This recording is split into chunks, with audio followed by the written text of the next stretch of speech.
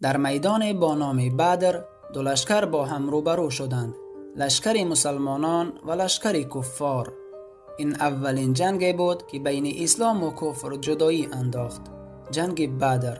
پیامبر صلی الله علیه و سلم دستهای مبارکش را بالا برداشته گفت: خداوندا، قریش با تمام کبر و فخرش آمده است، به درستی که قریش آمده است تا حد تو را شکند و پیامبرت را تکذیب کند. خداوندا، آن پیروزی وعده داده ات را از تو میپرسم. خداوندا، فردا را از آنها محروم بساز. در این حال یک اشتر سرخ را دید که در آن عتبه ابن ربیعه سوار بود و به قریشی ها اشاره کرده می گفت: باز ایستید. پیامبر صلی الله علیه و سلم گفتند: اگر او را اطاعت کنید هدایت می یابید، اگر صاحب آن اشتر سرخ را اطاعت کنید هدایت می یابید. سپس پیامبر صلی الله علیه و سلم به سوی لشکر مسلمانان آمده صفهای آنها را راست می کرد. در میان آنها سواد ابن غزیه در صف پیش ایستاده بود. وقتا پیامبر به او نزدیک شد، او را به عقیب حرکت داد و دید که در چهرهش دیگرگونی پیدا شد. پیامبر پرسید: شاید من تو را رنجانیدم؟ گفت: آره ای رسول خدا.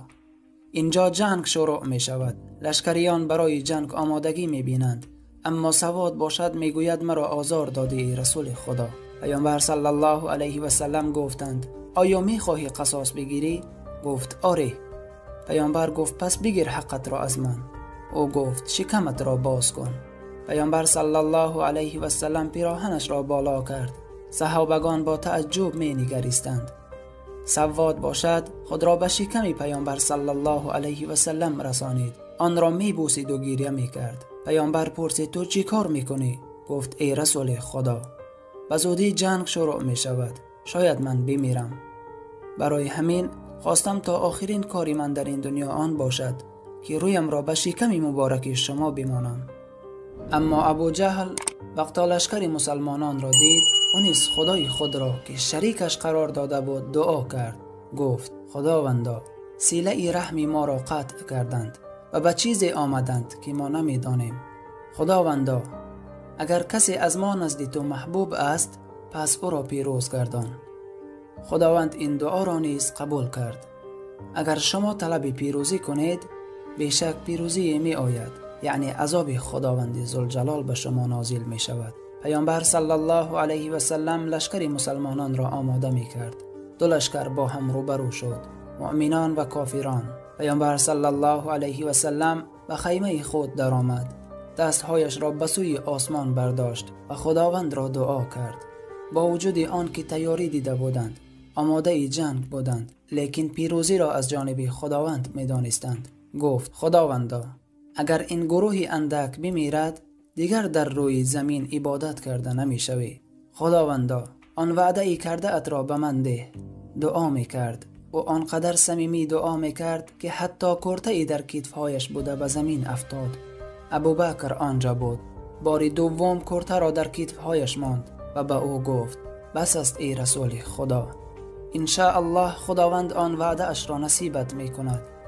سپس پیامبر صلی الله علیه و سلم را اندکی خوابش برد. از جایش خیست و نزد ابوبکر رضی الله عنه آمده به او تبسم کرد و گفت: ای ابوبکر، بشارت ده، بشارت ده ای ابوبکر، پیروزی از جانب الله آمد. جبرائیل علیه السلام با اسبش فرود آمد و همراهش 1000 ملائکه دیگر نیز فرود آمدند. آنها از پیروزی که از جانب خداوند آمده بود خیلی شاد گشتند.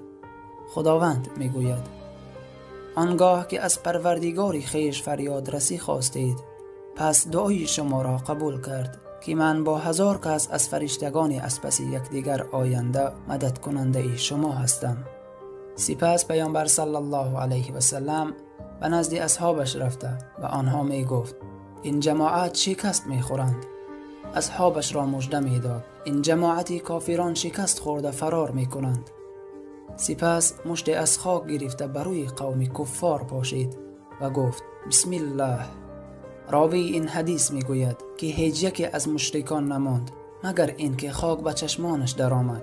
خداوند می گوید: و وقتی که افکندی تو نه افکندی ولیکن خدا افکند. این تو نیستی که خاک را به چشمان آنها پاشیدی، بلکه الله ذوالجلال بود که این کار را کرد.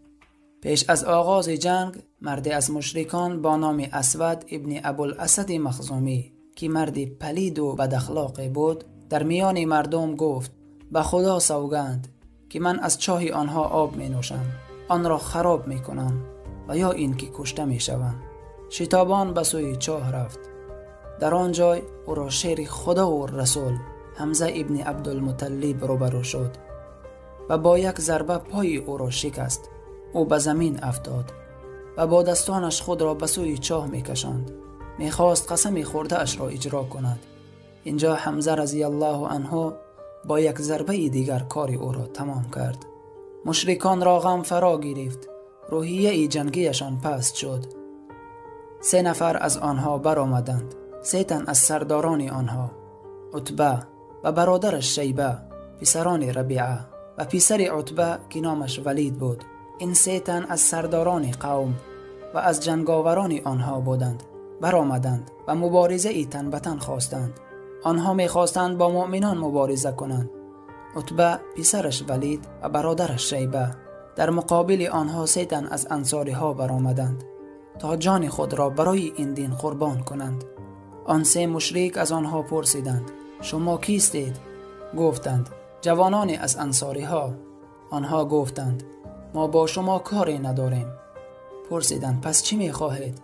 گفتند: ما برای جنگ شخصانی را از قوم خود می خواهیم، از خویشان خود، یعنی از مهاجران می خواستند. پیامبر صلی الله علیه و سلم گفتند: ای عبیده ابن حارث، ای حمزه ابن عبدالمطلب و ای علی ابن ابو طالب، شما مردان شجاعی هستید، برایید بر ضد آنها. حمزه در مقابل شیبه ایستاد. عبیده که مردی پیران ساله بود در مقابل عتبه ایستاد. علی باشد در مقابل ولید. حمزه رقیبش را امان نداده با چند ضربه رقیبش را هلاک کرد. علی نیز با یک ضربه رقیبش را از پای افکند. عبیده ابن حارث باقی ماند که مقابل عتبه ایستاده بود. آنها به هم دیگر ضربه زدند، به زمین افتادند، جراحت برداشتند ولیکن نمردند. حمزه و علی باشند شتابان عتبه را کشتند. اینجا مؤمنان صدای تکبیر را بلند کردند: الله اکبر، الله اکبر. در این حال خداوند این آیات قرآن را نازل کرد: این 2 گروه دشمنان یکدیگرند، در شأن پروردگار خیش خصومت کردند. یعنی گروه از مؤمنان که در راه خدا می جنگیدند و گروه دیگری از مشرکان که آنها را ابلیس اداره می کرد. همین طور درگیری آغاز یافت و جنگ سخت میان آنها صورت گرفت. جنگ شدت می گرفت. 2 صف با هم درگیر شدند. گردنها بریده می شد. خون زیاد جاری می گشت. گروه در راه خدا می جنگیدند و گروه در راه طاغوت‌ها و شیطان‌ها. پیامبر صلی الله علیه و سلم در میان اصحابش بود. آنها را تشویق می کرد. شعارشان این بود: احد احد، احد احد. صدای تکبیر بلند می شد. پیامبر صلی الله علیه و سلم به آنها می گفت: قسم به آن ذاتی که جان محمد به دست اوست، هیچ کسی نیست که امروز بجنگد و کشته شود در حالی که با صبر باشد و مقابل دشمن ایستاده فرار نکند، مگر اینکه خداوند او را داخل جنت می کند.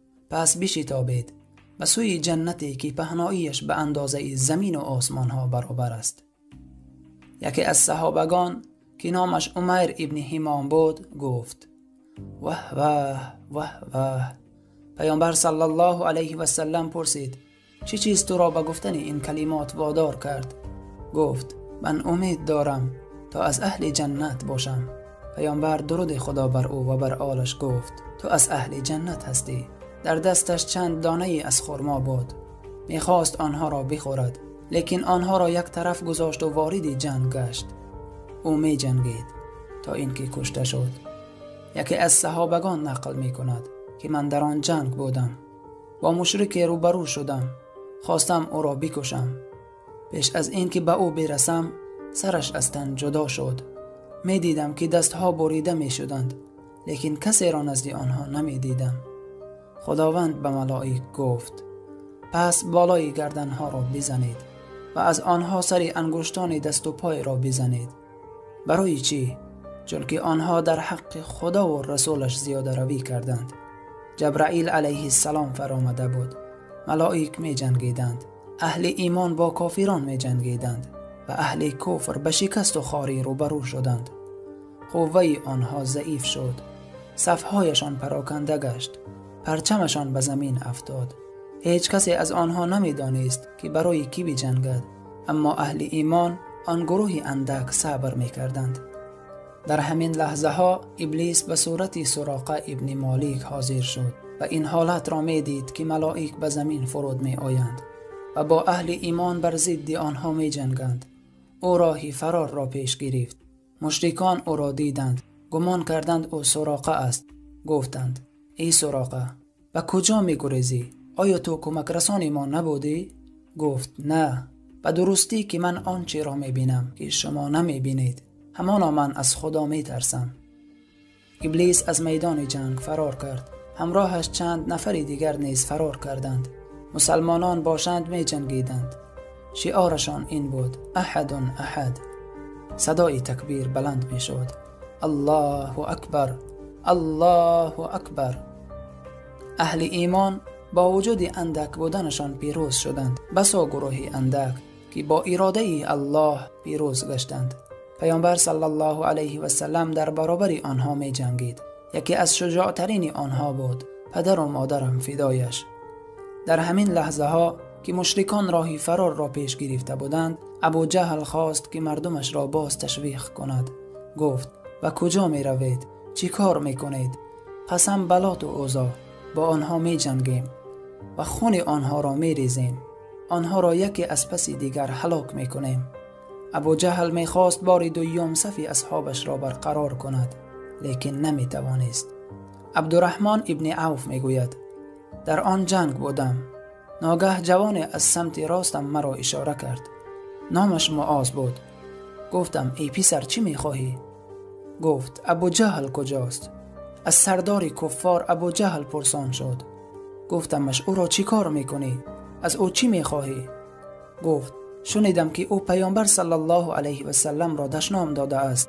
به خدا قسم، اگر با او روبرو شوم از او جدا نمی شوم تا آنکه یکی از ما کشته شود. عبدالرحمن می گوید: من در تعجب ماندم و جوان دیگری از سمت چپم مرا تکان داد. نامش معویز بود. او نیز همین سؤال را کرد. ابو جهل را جویا شدم. دیدم که او میان مردمش ایستاده آنها را تشویق می کند. به آن دو جوان گفتم: این است آن کسی که شما می جویید. دو جوان از صحابگان به او هجوم کردند. به آن گونه‌ای که عقاب بالای صید خود هجوم می کند. او را می زدند. ابو جهل، فرعون این امت، به زمین افتاد. سپس آن دو جوان شتابان به سوی پیامبر صلی الله علیه و سلم رفتند. صحابگان می جنگیدند. مشرکان باشند فرار می کردند. آن دو جوان به نزد پیامبر صلی الله علیه و سلم آمده گفتند: ما ابو جهل را کشتیم. یکی می گفت: من کشتمش. دیگری می گفت: نه، من کشتمش. پیامبر صلی الله علیه و سلم گفت: شمشیرهایتان را به من نشان دهید. پیامبر صلی الله علیه و سلم به شمشیرهای آنها نگاه کرده گفت: هر دویتان او را کشتید. وقتا که جنگ خاموش شد، پیامبر صلی الله علیه و سلم به اصحابش گفت: ابو جهل را جویا شوید. اینجا عبدالله ابن مسعود مردی لاغری بود. او یکی از بهترین صحابگان پیامبر صلی الله علیه و سلم به حساب می رفت. ابو جهل را دید در حالی که نفسهای آخری حیاتش را می کشید. بروی سینه اش برآمد. پایش را در گردنش ماند. ابو جهل پرسید: غلبه از آن کیست؟ او گفت: از آن خدا و رسولش است ای دشمن خدا. ابو جهل گفت: ای گوسفند چران، بیشک بالای کسی برآمدی که خیلی دشوار است برآمدنش. اینجا عبدالله سرش را گرفت و آن را پیش پیامبر صلی الله علیه و سلم آورده پرداخت. پیامبر درود خدا بر او و بر آلش گفت: لا اله الا الله. خداوند وعده‌اش را تصدیق کرد و بنده اش را پیروزی داد و به تنهایی گروه آنها را مغلوب کرد. ابو جهل، فرعون این امت، کشته شد. این جنگی بود که برادر با برادر روبرو شد. پسر با پدر، پدر باشد با پسر. فرزندان عمک‌ها با هم روبرو شدند. ابو عبیده و عامر ابن جراح در این جنگ روبرو شدند. ابو عبیده او را کشت. پدرش را کشت، زیرا او از اهل ایمان نبود. ابو بکر با پسرش روبرو شد.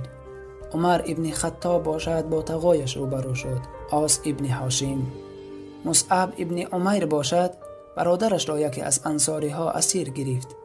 برادرش به او می گفت برادرش را کمک می کند. مصعب ابن عمیر گفت او را به تو سپردم. برادرش گفت آیا با برادرت چنین می کنی؟ او گفت تو برادری من نیستی، بلکه این انصاری برادری من است. خداوند درباره صحابگان که در حالت جنگ بودند این آیه را نازل کرد: قومی را نخواهی یافت که به خدا و روز آخر ایمان داشته باشند و با کسانی دوستی کنند که با خدا و رسول او مخالفت می کنند، اگرچه آن کسان پدران آنها باشند یا پسران آنها باشند یا برادران یا خویشاوندان آنها باشند. آنها کسانی اند که خدا در دل آنها ایمان را نوشته است. وقتا که پسر با پدر، برادر با برادر، پسر عمک ها با هم روبرو شدند، اینجا ایمان آنها آشکار گشت. جنگ در حالتی تمام شدن بود. بعضی از مشرکان فرار کردند، بعضی دیگر کشته شدند و بعضی دیگر به اسارت افتادند. در این جنگ عبدالرحمن ابن عوف یکی از سرداران قریش را دید. او کی بود؟ امیه ابن خلف. او را اسیر گرفت. پسرش را نیز اسیر گرفت. آنها را می برد. اینجا بلال امیه ابن خلف را دید که اسیر افتاده است. امیه بلال را عذاب می داد پیش از این که به مدینه هجرت کند. بلال فریاد زد: من آرام نمی گیرم اگر او نجات یابد. من آرام نمی گیرم اگر او نجات یابد. عبدالرحمن ابن عوف گفت: این اسیر من است ای بلال، از او دور شو. بلال گفت: به خدا قسم من آرام نمی گیرم اگر او در امان باشد. سپس به سوی مسلمانان ندا کرد: ای جماعت مسلمانان، این سردار مشرکان امیه ابن خلف است.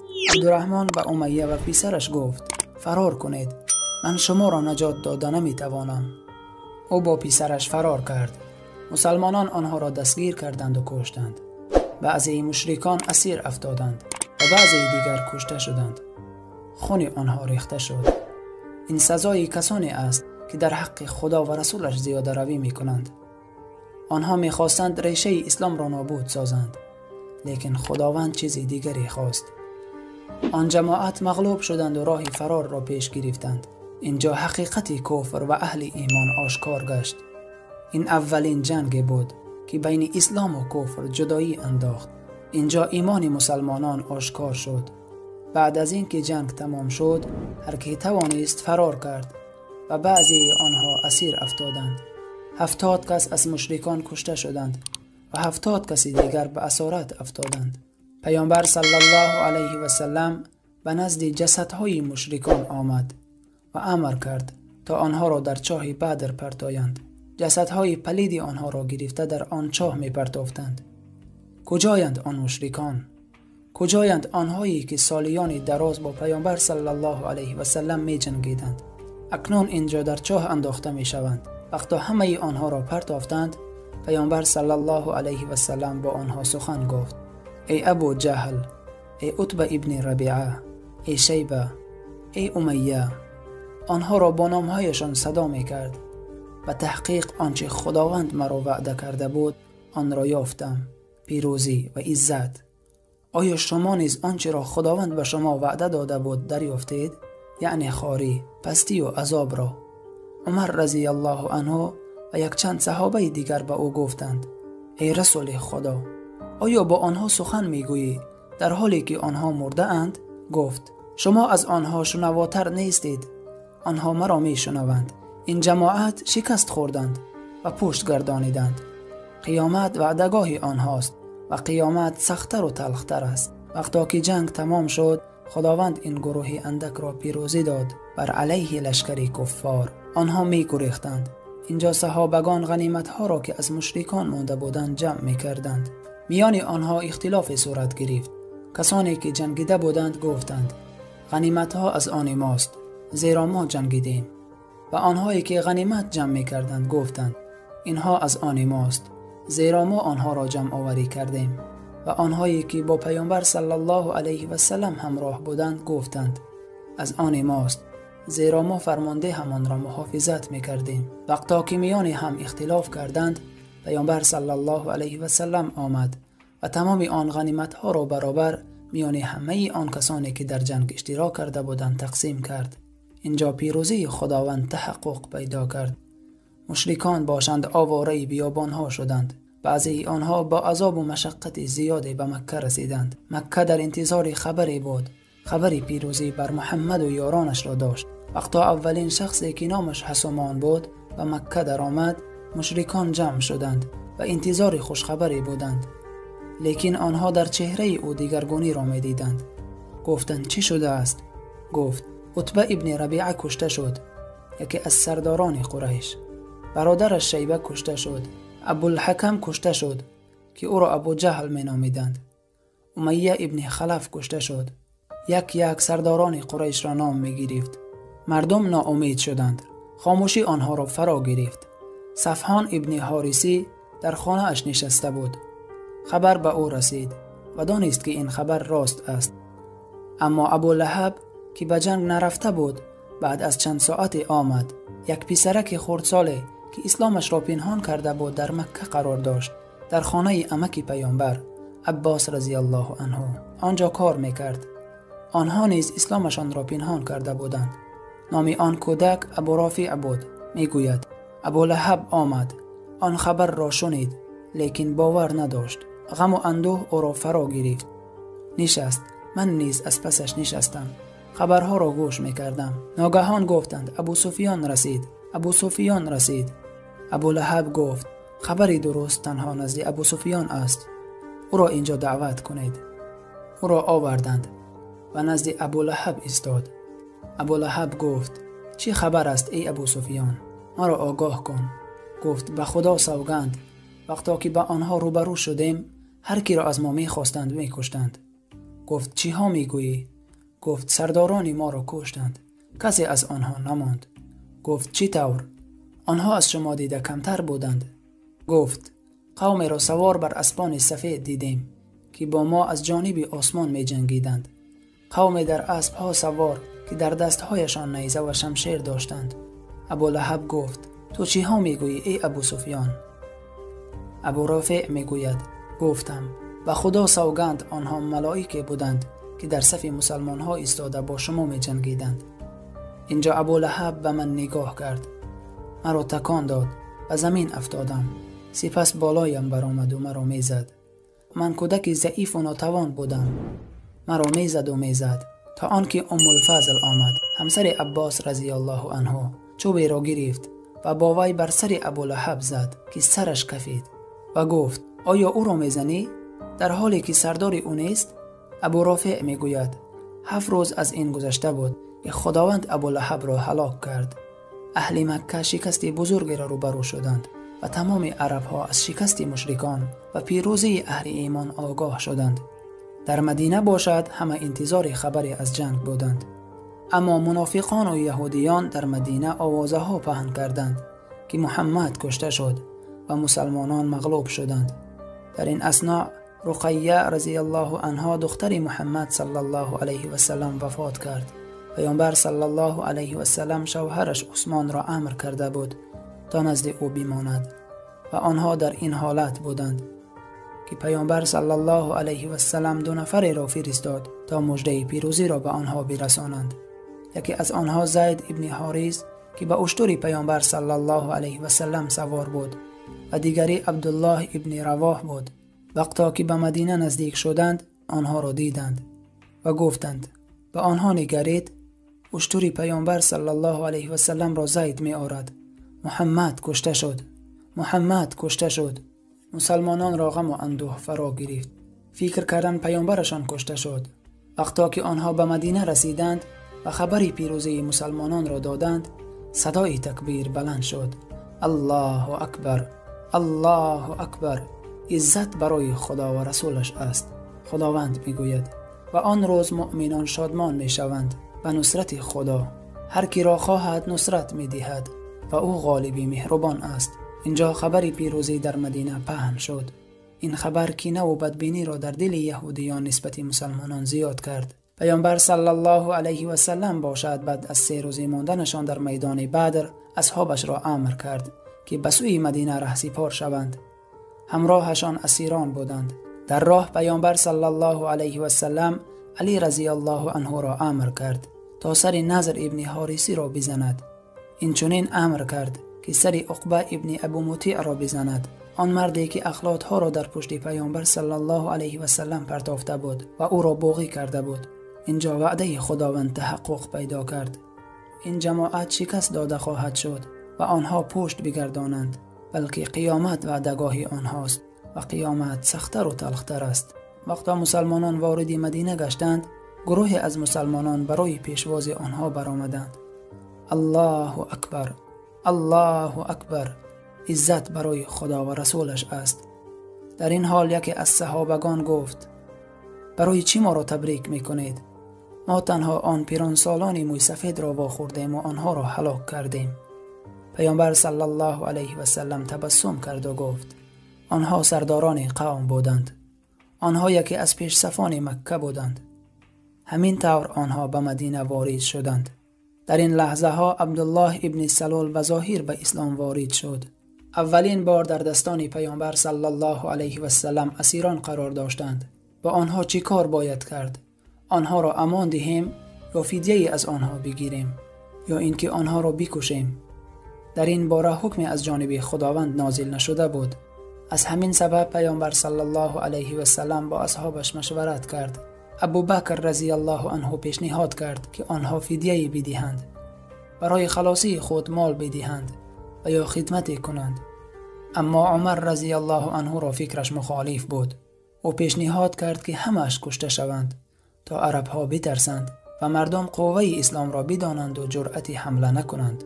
پیامبر صلی الله علیه و سلم فکر ابوبکر رضی الله عنه را انتخاب کرد و از آنها فدیه گرفتند. عمر رضی الله عنه میگوید: در صبح آن روز من پیامبر صلی الله علیه و سلم را با ابوبکر رضی الله عنه یکجا دیدم که گریه میکردند و آنها گفتم: چرا گریه میکنید؟ بگویید تا من نیز با شما بگیریم. پیامبر صلی الله علیه و سلم به عمر گفت: عذاب خدا از این درخت دیده و ما نزدیکتر بود به سبب فدیه آن مشرکان و اسیران. خداوند به پیامبرش خطاب کرد: پیغمبر را سزاوار نیست که به دست وی اسیران باشند تا آنکه در زمین کشتار زیاد به وجود آرد. شما مال دنیا را می خواهید و خدا خیر آخرت را می خواهد و خدا غالبی با حکمت است. اگر حکم خدا پیش گرفته نمی بود و شما در آنچه گرفتید عذاب بزرگ می رسید. پیامبر صلی الله علیه و سلم نشسته گریه می کرد. ابوبکر نیز گریان بود از ترس خداوند ذوالجلال.